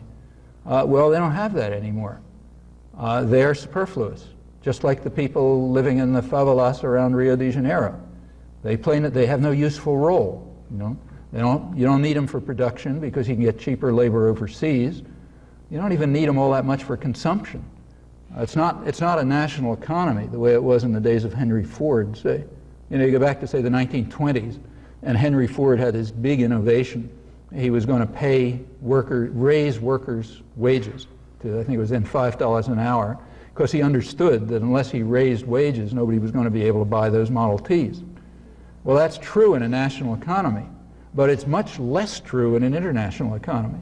In an international economy, you can have production by highly repressed, easily replaceable labor somewhere, and you can produce for the wealthy sectors internationally, meaning in Europe and the United States and Japan, and even in the third world, where there is a small but existing wealthy sector. Well, that's the direction in which an international economy moves.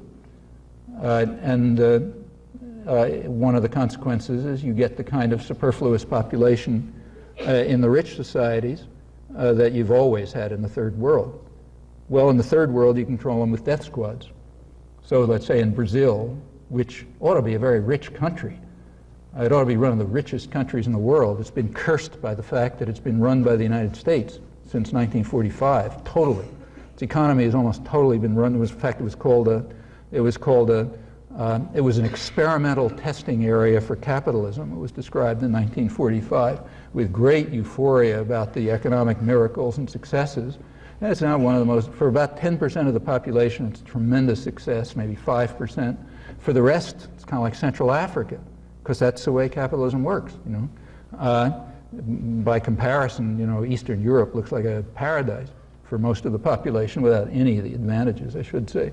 But the effect is, you move towards that model. Now, the United States is not going to be Brazil. We're not going to be, say, 10% and 80%. But because we're too rich a country with too many achievements and too many advantages, but it's moving in that direction. You know, you take a walk in any city and you see it. You see the third world picture beginning to emerge. Take, say, Boston. Boston City Hospital last year, Globe had a couple good articles on this, in fact. Boston City Hospital had to open a malnutrition clinic to treat cases of malnutrition at third world levels, and even to use triage because they don't have enough resources to deal with them all. That's something that hasn't been necessary before, and that's again a consequence of the internationalization of the economy. Everyone is aware that the U.S. share in, say, manufacturing production has declined, but fewer people are aware of the fact that the share of U.S.-based corporations in manufacturing production has not declined. In fact, we're supposed to have a trade deficit, but that's largely a statistical artifact. Probably something like maybe 40% of what moves across the borders is internal to particular corporations. It's not trade at all, any more than it's trade if in a mom-and-pop grocery store if you move the cornflakes from one shelf to another. This is just centrally managed trade. You know, no free trade, nothing like that. Centrally managed interchanges within huge corporations, which bring back products produced by offshore assembly plants to be put together here finally and have more value added to them or something like that. Well, you know, under those conditions, of course, you're going to get things like LA, probably more and more. I read the New York Times, too, about what's going on in Israel. And I didn't read the same article. I think I read the same article you did, but I didn't get the facts as you got the facts. I got the facts in my head, anyway, that Hamas has become active to undermine the peace negotiations between the Israelis and the Arabs. That's true. And the 3 men that were arrested were not only raising money here, but sent over by the organization in England to run the organization in Israel because 400 people were out of commission because Israel had expelled them. I'm not saying, you know, right. That's what you read. Different issues, and then the Lebanese situation on the inside page.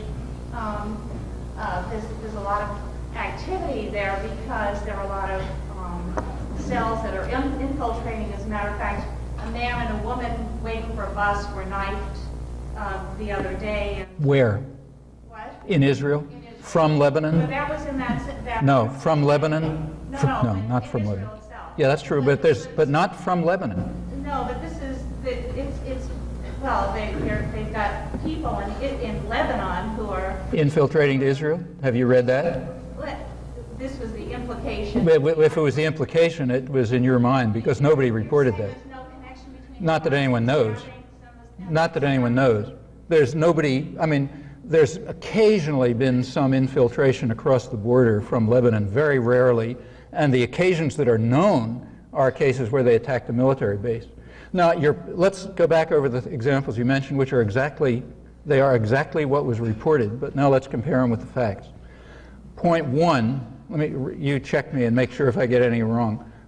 Point 1, you say the people that Hamas, the 3 men who were accused, there's now 2, who are accused of funding Hamas, the charge against them was that they were trying to disrupt the peace negotiations, right?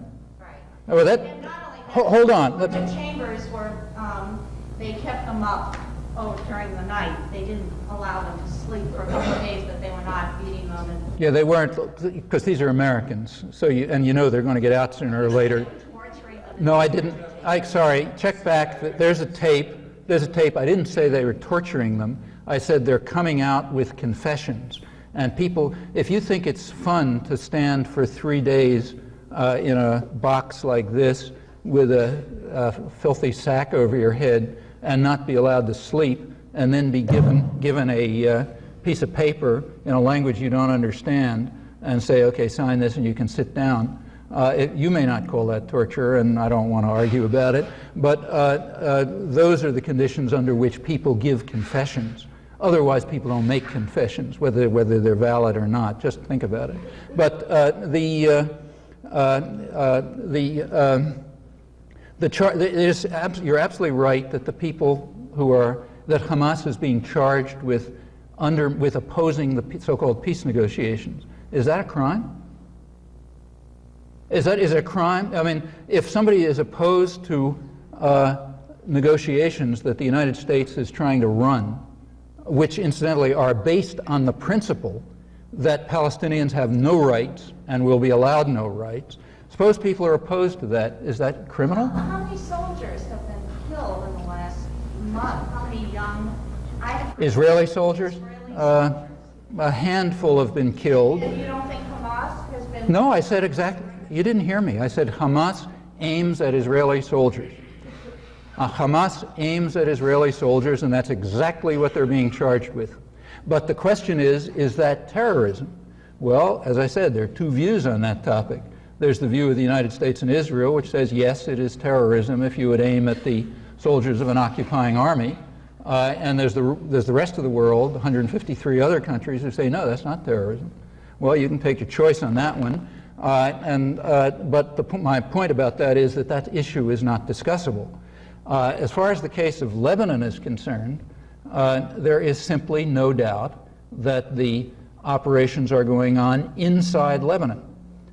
Israel invaded Lebanon in 1978. It has maintained forces in southern Lebanon ever since, simply rejecting the Security Council resolution, as it can, because the United States tells them go ahead, so they can do whatever they like. The Security Council doesn't function when the U.S. blocks it.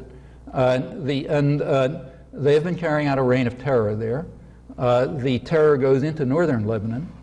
So the bombing yesterday was of cities like Nabatea, which are outside the zone that Israel and the SLA controls. They're bombing villages and killing people. Well, okay, outside the United States, I think just about everybody calls that terrorism.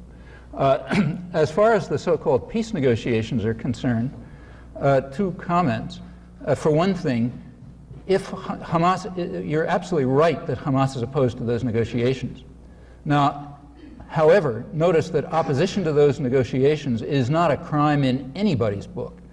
Furthermore, if we lived in a free society, and to go back to the guy, I mean here a society actually using its freedom, we would understand why Hamas is opposed to those negotiations. The U.S. press has yet to publish the official U.S. stand on those negotiations. That's kind of a slight oversight, you know.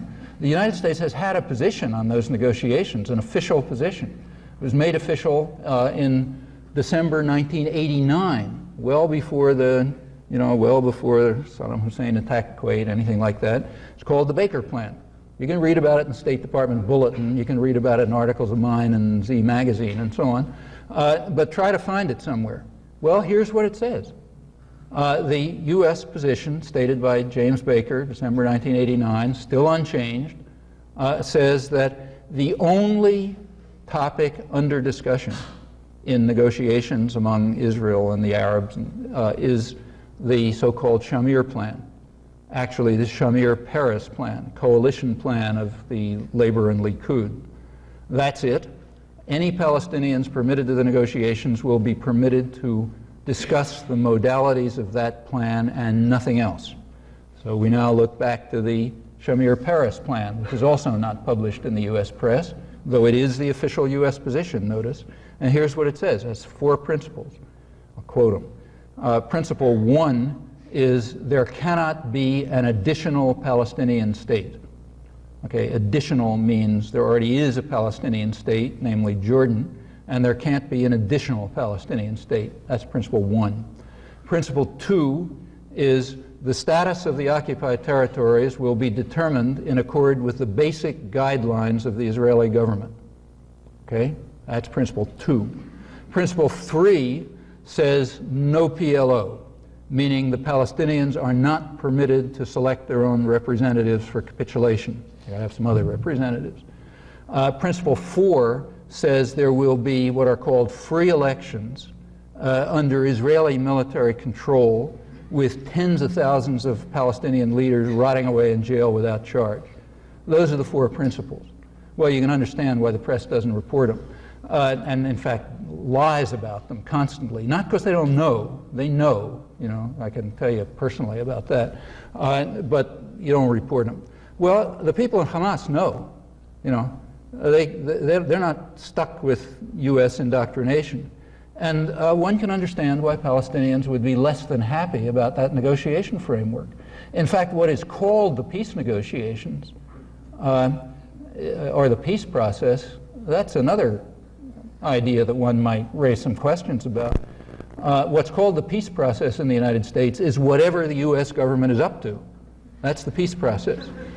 Now, in fact, for the last 20 years, 22 years, since February 1971, what the U.S. government has been up to in Arab-Israeli relations is preventing any diplomatic settlement. That's been true since February 1971, when President Sadat of Egypt offered Israel a full peace settlement, which was almost exactly in line with official U.S. policy and the policy accepted throughout the world, and offered nothing to the Palestinians. Well, the U.S. had a choice at that time. Was it going to accept its own official policy? Israel rejected it. They refused to accept it because they wanted to keep the territories. This is the Labor Party, incidentally. The United States had a choice. Shall we go along with our own policy, or shall we pursue what Henry Kissinger, who was then National Security Advisor, called stalemate, meaning reject the possibility of a diplomatic settlement? There was an internal bureaucratic battle about it. The State Department was in favor of settlement. Kissinger was opposed. Kissinger won out. We followed the policy of stalemate. Since that time, the United States has been alone in the world outside of Israel, in blocking every move towards a political settlement. It's vetoed UN Security Council resolutions several times. It's blocked it's voted down every year by numbers like 144 to 2 or 151 to 3 and so on, year after year in the General Assembly on a political settlement. Almost none of this ever gets reported. The U.S. opposition to the peace process is called the peace process. Well, not everybody in the world has to be as indoctrinated as we are. I mean, okay, we may be happy to go along with this charade, but it doesn't mean everybody else in the world has to. And they can therefore ask questions about whether the U.S. is pursuing a peace process at all. And the answer to those questions will be, well, yeah, it's pursuing a peace process based on the principle that the U.S. is going to unilaterally run the show. Europe is not allowed to have a finger in it because they're going to say things about Palestinian rights, and that the Palestinians are to have no rights, as stipulated in the Baker Plan. Well, okay, you can decide whether that's a peace process or not. One could debate this. But what, in my view, is not debatable, that it is atrocious for the whole intellectual community, including the media, to suppress all these facts. I do have... Incidentally, one last comment, and then I'll let you make your point. You mentioned, and this is correct, the press has repeatedly said this, that Israel claims that these 3 or now 2 American Arabs were sent to support Hamas because the Hamas network was disrupted by the 400 people expelled. That's been said over and over again. Here's what has not been said, however, which every American reporter in Israel knows, at least if he's literate. There was a lead article in Haaretz, the main newspaper, it's kind of like New York Times, you don't miss it. It was considered important enough so that it was even included in the weekly summary by a well-known, two well-known and respected Israeli reporters.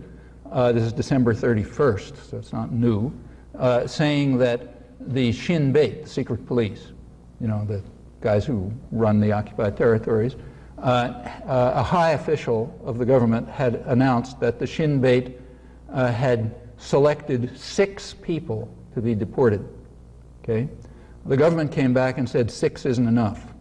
So they managed to dig up a 7th. And that was it, as far as the security forces were concerned. They found 7 people who they regarded as, through their networks, as perhaps involved in what they call terrorist activities. The rest of the 415 were added by the Rabin government because they wanted a bigger number with no security input. Now, that sounds like relevant information for people to know. And that information would add some coloration to the question of whether these people came in because the security apparatus was disrupted. In fact, the people who were picked up, it was discussed in some detail in the Israeli press, a lot of them picked at random because they had beards, for instance. You know, like they got Christian Armenians because they had beards, and then they had to throw them out. They picked up most of the staff of an Islamic university. I mean, they went after the educated classes. They are what we call fundamentalists.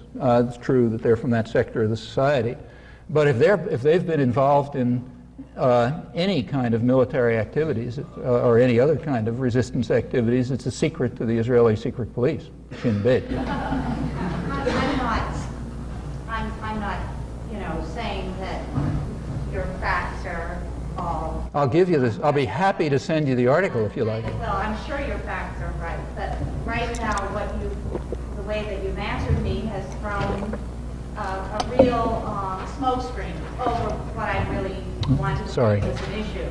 And the way you answered me was giving me reasons why they shouldn't negotiate. I didn't say they shouldn't. I said if you can understand reasons why they shouldn't. Maybe they should, maybe they shouldn't. Doing what they're doing. The fact remains that you cannot specify what your conditions are going to be when you sit down to negotiate. You cannot. Then why did Jim Baker do it? Okay, sorry, I don't understand. Position in the New York Times. You mean if the U.S. government has an official? If the U.S. government. I think that we really. If the U.S. government.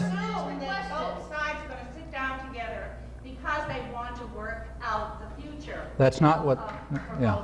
Let's see what, yeah. You have said has undermined the basis of having negotiations is not to give away your plan at the outset. So how could they sit down and give away and say what they were going to negotiate on? The fact is that Israel feels right for a peaceful negotiation of the problems.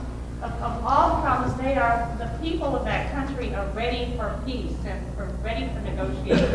And there was some talk about giving back the even the Golan Heights would be thrown in for good measure or whatever. Well, there's no such talk. But you have clouded the issue and. Well, let me repeat how I've. Okay, let me repeat how I've, as you put it, clouded the issue. Israel came to the negotiations with an explicit plan. It was the coalition plan of the Labor and Likud, the so-called Shamir. It was the Shamir Peres plan. I quoted its 4 major provisions. The United States then came along and said, we are going to organize negotiations in which one topic is permitted to be discussed, period. The Shamir Peres plan. The Baker Plan states, look it up in the State Department Bulletin, that has 5 points, says the only issue under discussion in the forthcoming negotiations, the only issue that the Palestinians will be permitted to discuss is the modality of implementation of the Shamir Peres Plan. Now, those are facts, and I think by stating those facts, I haven't clouded the issues, I've clarified the issues. Namely, the framework in which the U.S. has organized the negotiations. There's more to it than that if you want to proceed. Why is it that every year the United States votes alone with Israel at the General Assembly against any peace process, as it does? The most recent case was December 1990, right in the middle of the build-up to the Iraq War, when the vote was 144-2, and that's the way it goes back every year. Doesn't come up in the Security Council because when it does, we veto it. If you take a look, there's always 2 issues. Always the same 2 issues come up. One, the entire world is calling for a negotiations framework within an international framework, with international participation. The U.S. won't allow that. We extended the Monroe Doctrine to the Middle East back in the 1940s, and it's U.S. turf, nobody's allowed in. The British are allowed in because they are considered loyal clients, and they'll do what we tell them, but nobody else is because they might be too independent. Especially, as Kissinger put it, we have to ensure that Europe and Japan stay out of Middle East diplomacy. Okay, that's the basic U.S. principle. So point one, we always vote against any proposal for a peace process at the UN because it always involves some international element, and we won't allow that. It's got to be unilateral U.S. run. Secondly, every such statement, you take a look, the wording changes over the years a little, but they're always the same in that they make some statement, however vague, about Palestinian national rights. And the U.S. does not accept that. We do not accept that the Palestinians have any rights. Therefore, we vote against any such negotiations. That's why there has never been a peace process, because we've blocked it at every turn, vetoing Security Council resolutions, voting alone or virtually alone with Israel. Sometimes we pick up a third country in the General Assembly, blocking initiatives from elsewhere. There's a long record of this. Finally, after the Gulf War, the U.S. was in a position to ram through its own principles. What happened is, after the Gulf War, Europe backed off, accepted for the first time that this is U.S. turf. They're not going to interfere. So the U.S. was given carte blanche to run it alone. The third world has been so demoralized that the non-aligned countries basically have no role any longer at all, so they're out of the game. It now became a unilateral U.S. Position, and therefore the U.S. could ram through its own framework, namely the Baker Plan. Well, I don't think it clouds the issue to state these points. I think it clarifies the issue to state these points. You can draw your own conclusions about that, but it seems to me that the job of the press, if there were a free press, would be to present these facts, not to present consistent lies about it. Now, given the actual facts, the question still arises, how should the various participants react? Like, should the Palestinians take part? Well, you're going to have various. Frankly, if you ask my opinion, I think they probably should, despite the fact that, it's a giveaway, that they're being essentially cut off from any possible. In fact, what they're being offered, as one of the top Israeli correspondents put it, no big dove incidentally, Donnie Rubenstein, maybe you know him, he writes in English too. He's one of the main correspondents who's covered the occupied territories for years, not a great dove, but he knows the area very well. What he pointed out is that the Palestinians are being offered, autonomy, but he said it's the autonomy of a POW camp, in which the POWs are allowed to run their own cultural affairs and cook their own meals, and that's it. That's about accurate. He also pointed out that no one has ever called for, even the far right, for full annexation, because if Israel went to full annexation, it would have to have some responsibility for the population, which it doesn't want to take. Simply to fill in the story, under the Rabin government, there's a new study by Peace Now. You can get it in English, in fact. A detailed study of settlement by Peace Now, which is a sort of a moderate, organization pretty close to the Labor Party, looking at Rabin's plans for settlement in the occupied territories. And they give a detailed analysis, pointing out that Rabin's plans are basically the same as Sharon's plans, except that more Palestinians, 50% more according to them, will be incorporated under the Israeli-run sectors under the Rabin plan than under the former plans. So in other words, it's harsher than before. Well, okay, does it cloud the issues to state these facts that are coming from mainstream Israeli sources, or does it clarify the issues? Well, that's for you to judge, but I think it clarifies them.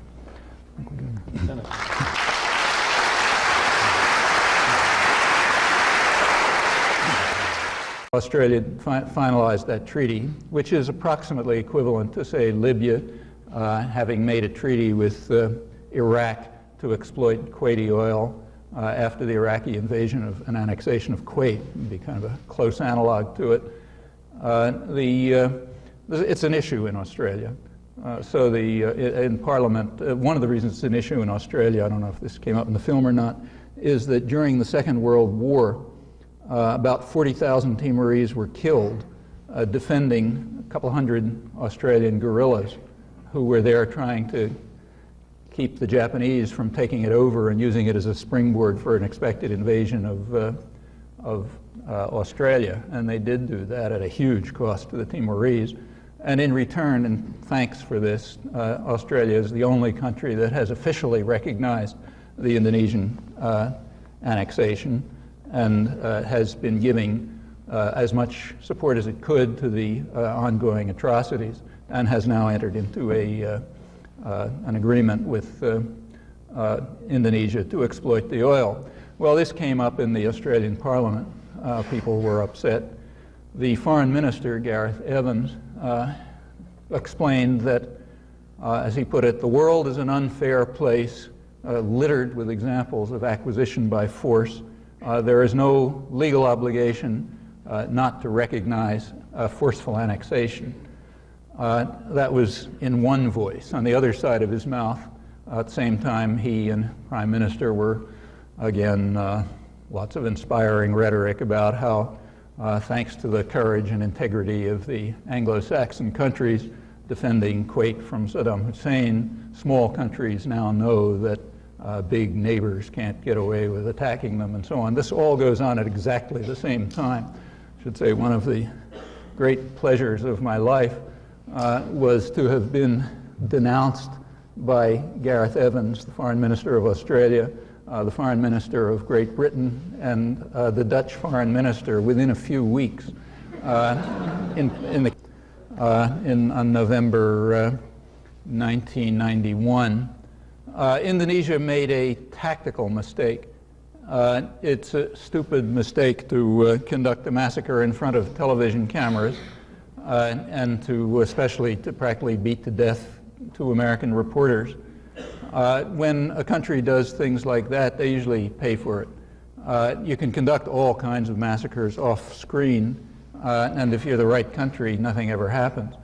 But when you conduct a massacre on screen, especially if they're American victims, you have to go through a certain well-known charade, which is called an investigating commission, which constructs the appropriate whitewash, and you tap some lower officials on the wrist, and the media, the Western media, applaud you for your magnificence at being willing to face up to the atrocities.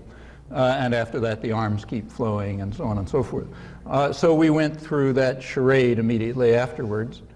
Hill and Knowlton, which is their PR firm, probably wrote the script for the whitewash. But something went wrong. What went wrong was that by then, amazingly, I would never guess that this would ever happen myself, but the public reaction in the United States had reached a point where pressure on Congress was sufficient to cause something quite remarkable to happen. The Congress terminated, put a barrier, it'll be evaded, but put a barrier on military aid to Indonesia. That had never happened before. This, if you trace it back, was the result of some extremely dedicated work over many, many years by literally a handful of people. Actually, 4 or 5 people, or even fewer. Arnold Cohen in Washington probably deserves about 90% of the credit. In the case of Australia, it was for having been in London and quoted these remarks simultaneously, which he didn't like, for one reason, because he's looking for a Nobel Peace Prize for helping broker the Cambodia settlement. Well, this has been, when I say Australia made the agreement on the oil, that's a cover. That's cover for all Western oil companies. By now, I think, right through the Gulf War, Western oil companies moved in to start exploring and lifting oil and so on. I think by now, last I heard, there's about 15 of them who are stealing Timorese oil while the atrocities continue and the terror continues and the torture continues and the silence continues. I'd be surprised if many of you have read anything about this anywhere, although it's all going on. It's still slipping between the cracks, as Karl Mayr put it. Couple of months ago, the head of the Timorese resistance, Shanana, was captured near Dili. Nobody heard from him for quite a while, obviously tortured. His family and lots of other people were then started being picked up around Timor. Evidently, they were able to get information out of him, not because he gave it. When people give information and sign confessions, that's an almost certain indication that they're being tortured. Nobody does it under any other circumstances. Don't have to bother talking about that. Again, you know, the West has to pretend they don't understand this. In the case of the right people, that is. So the terror has apparently increased again, but the fighting continues as well. The fact that the U.S. is withholding military aid is not insignificant. For the Indonesians, it's a kind of warning, a warning that they may not be able to get away with it forever, despite the loyalty of the media, despite the support of the Western societies. It's not just the United States, it's virtually the entire West. Countries like Sweden, France, Holland, all in there to try to enrich themselves as much as they can through participation in what is probably the worst of this over the last 17 years. After the Dili massacre, a grassroots organization did develop, and it contributed to what he'd been doing. He had been able to reach a number of, for the most part, right-wing congressmen through a Bible study group that was organized by Tony Hall, who had gotten upset about the atrocities. And despite the media cover-up and despite the government support and so on, enough protests developed around the fringes so that Indonesia got more than the expected rap on the knuckles. Now, it won't matter much unless it continues, because, as I say, it'll of course be evaded. These things always are. And other countries, like particularly Britain, have been very happy to fill the gap and to enrich themselves by sending arms immediately after lots of high-flown rhetoric about how we have to stand up against aggression in the Gulf and so on and so forth. Britain was even, loftier on this than we were. The British immediately entered into the largest military contract with any ASEAN country. British Aerospace entered into a big contract for fighter planes and other advanced aircraft to Indonesia so that it can continue to maintain the repression. On the side, quietly, something quite important was happening. In 1989, Australia had signed a treaty with Indonesia to exploit the oil of the Timor Gap. The sea between Timor and Australia has been expected for a long time to be a major oil resource. In fact, that's one of the main reasons why the West supported the Indonesian takeover and massacre, figuring that'd be an easier way to exploit the oil than with an independent country. In December 1989, I think it was,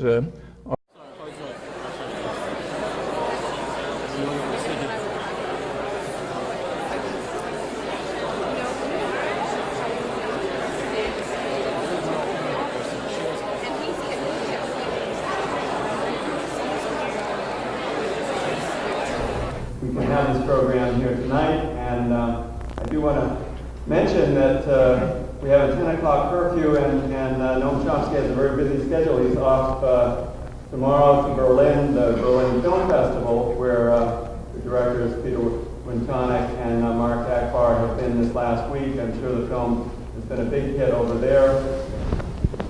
He'll have to appear again with the film. Perhaps he'll be able to sneak a vision of it in the next 24 hours. Perhaps you'll inspire him to see what he says. Anyways, without further ado, the professor of linguistics at MIT, the star of the program, Noam Chomsky.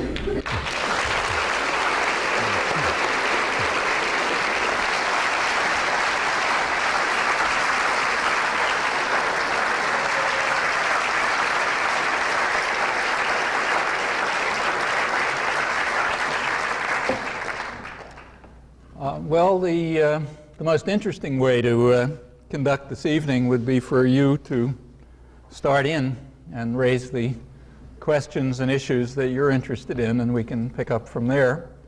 I'm always prepared to speak from 0 to infinitely many minutes, but that's much less interesting. So I'm sure many of you have things on your mind. If you would like to just open up, we can do that, or else I can talk about some of the general issues, not the film specifically.